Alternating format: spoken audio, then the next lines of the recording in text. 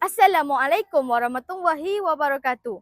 Saya Irfahadi bin Basri, kru TVPSS An-Naba akan melaporkan kejohanan merentas desa SMKA Tahap pada tahun 2026. Mari sama-sama kita saksikan.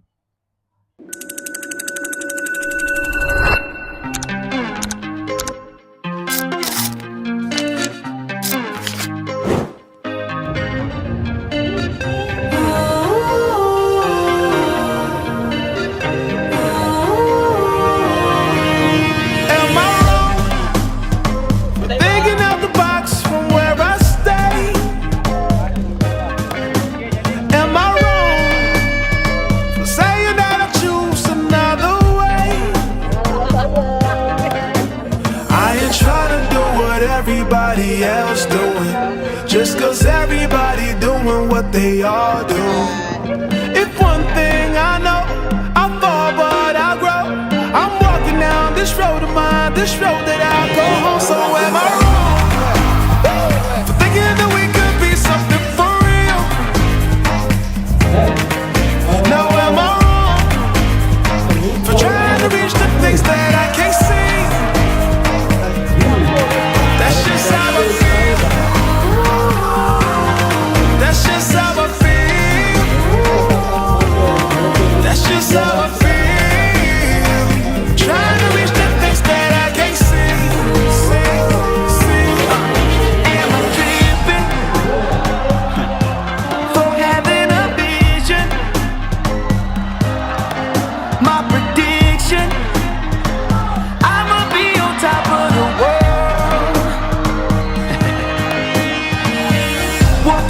Don't look back, always do what you decide. Don't let them control your life, that's just how I feel. Fight for yours, so don't let go. Don't let them compare, you know. Don't worry, you're not alone, that's just how we feel. Am I wrong for thinking that we could be something for real? No, am I wrong for trying to reach the things that I can't see? That's just how I feel.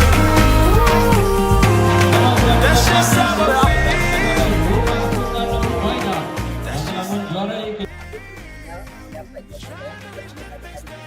Tip saya, training hari-hari, konsisten, disiplin.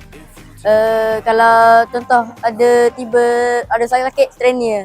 Jangan malas. Lepas tu mental kena kuat. Tu je. Say.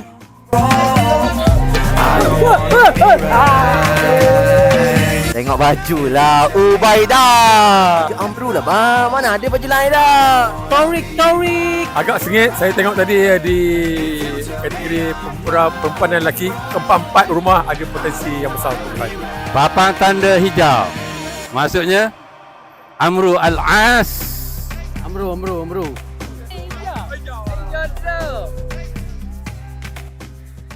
Sekian saja laporan dari saya.